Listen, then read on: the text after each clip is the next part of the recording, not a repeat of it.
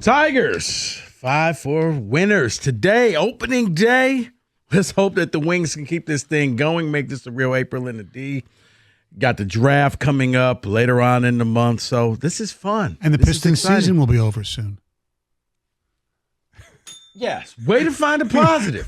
Way to find a positive. It's a beautiful April. Yes. You know what, Rico? Let me ask Stoney a question. I don't know where you were downtown on Comerica Park, where it is, but did you have any issues with things being shut down because they're preparing for the draft? Not today. Yesterday I did. I went down to go try to get my credential early, and I came in a different way, and all of a sudden this street was blocked and this street was blocked. They're getting ready for it, but I drove down this morning at around 8:45, 9 o'clock, and the lodge to Grand River across the fish. It was fine. I expected a lot of opening day traffic, and it really wasn't. Yeah, that's what I was worried about today. No. Yeah, I think that after opening day, David, now they're gonna start shutting that stuff down. But starting Monday, I saw there's a lot more streets. Yeah, because it was just gonna be a headache. But yeah, just playing early. Oh, and by the way, Friday staple. Who said it? We're gonna do it today. It's gonna be a little bit later on in the show. But Roberto will have Who Said It. Stoney's going to sit in, see if he can get the guesses. But right now, we want to know your biggest surprises or biggest surprise for this season for the Tigers, who are sitting there at 6-1. They're in first place in their division. They're doing everything that I asked them to do, go out and beat the bad teams. I said, hey, 7-4 in the first 11 games. Right now they're at 6-1. Talking to David pre-show, he was like, "Well, can you change the expectations?" You absolutely can change expectations, David. But I'm not going to move the bar. If they still finish 7-4 but lose a couple of games in a row, that's baseball. That happens. Right. Okay? And the Pirates aren't slouches. We thought it was going to be like, oh, they're going to be like Oakland, just a team. Because I figured Oakland's going to come in and show their belly. They don't have a home. They're playing in a minor league ballpark. They're probably better off being on the road right now. They're like, well, so you guys get fans in the stands all the time?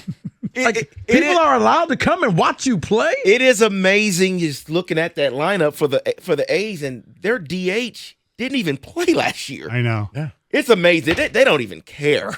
No, they don't. They're going to Sacramento to play at a minor league ballpark.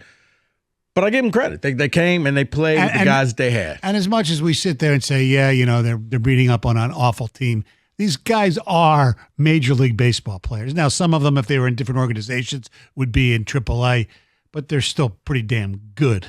Yeah, they are. 248-539-9797. Let's get to the phone calls. Truman, you're on 97.1. Hey, what's going on, Rico and man. Tony? How are you? Good. How are you guys? Good. Yeah, so I'm pretty happy about the Tigers win for sure. 6-1 feels like a lifetime ago they've done that. But what I was saying earlier when I was getting screened was, like Gio Urshela to me is like the star signing. I don't want to say star because that kind of sounds like he's not a star, but I feel like he's been like our star third baseman so far, and I feel like he should be our starter at that position going forward. Just because how well he is with the timely hits, especially today. I mean, we gave up the 3-run lead and then gave up the 1-run lead, and then he in the bottom of the 8th hits the nice double into the gap. Yeah, don't forget he's still coming off that injury and things like that, so I wouldn't expect him to play every game, so they're going to be careful with him. Oh, yeah, they'll definitely be careful with him, but, like if he can stay healthy and get, like, fully healthy, I don't see why he couldn't be our everyday third baseman or mostly every day. I like you guys said, you call it a Frankenstein, and it really is. Yeah, and I'm with you. I'm hoping that he just takes a job over. Appreciate the phone call. So, yeah, I mean, he's got the timely hits, including he's got 6 hits so far, including the game-winning hit today. Tigers win 5-4. It just feels weird because normally, man, April is just – you're feeling desperate, like, guys, can we get to 500? At this point, win as many games as you can over the next 2 series, 3 series that you have. Because now looking at the Minnesota series, that's another winnable series. Okay, now you start padding this thing. You get to – because to me, Stoney, the end of April, because I'm not doing the whole Sparky 40 games thing. Right.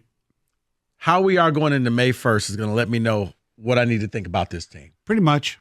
The further north you are from 500, the better I'm going to feel about because this they're going to team. start to play some better teams in the divisions. Which is why I'm okay that they are having to scratch out runs right now, that they got to lean on the bullpen, that they got to lean on starting pitching, because I do think eventually the bats will heat up. Yes. But you're finding ways to get it done so that when you play the Yankees, when you play the tougher teams, you know how to win. Yes. And right now, like it or not, folks, this team is learning how to win. The scrappy games, the extra inning games. That's a good thing. I know it's a frustrating thing, but trust me, come June and July and August, you're going to appreciate the fact that they went through this struggle now. And not the greatest of weather, but they got it done. 248-539-9797. David, a couple ticket texts before we go back to the phone call. My biggest surprise is that the Tigers aren't 7-0.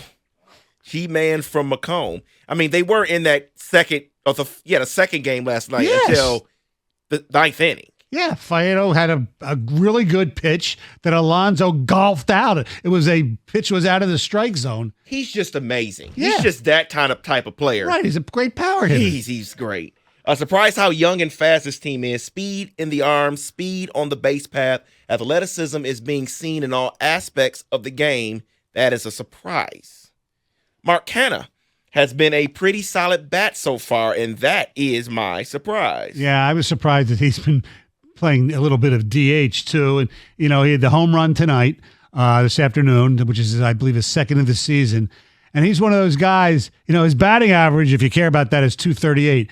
But his OBP is 429, which exactly is why they got him. They said he can work the counts, get on base. So, he's got an OPS of 1.000 right now.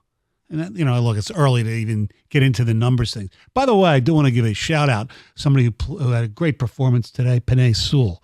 The first pitch was not embarrassing. It was perfect, actually. Yeah, I was looking for some golf chants, though. Yes. Oh, please. Don't. And some of Rico's boys, I just saw a video of Debo and Warner throughout the simultaneously the first pitches for the Giants game, and they weren't as good as Sewell.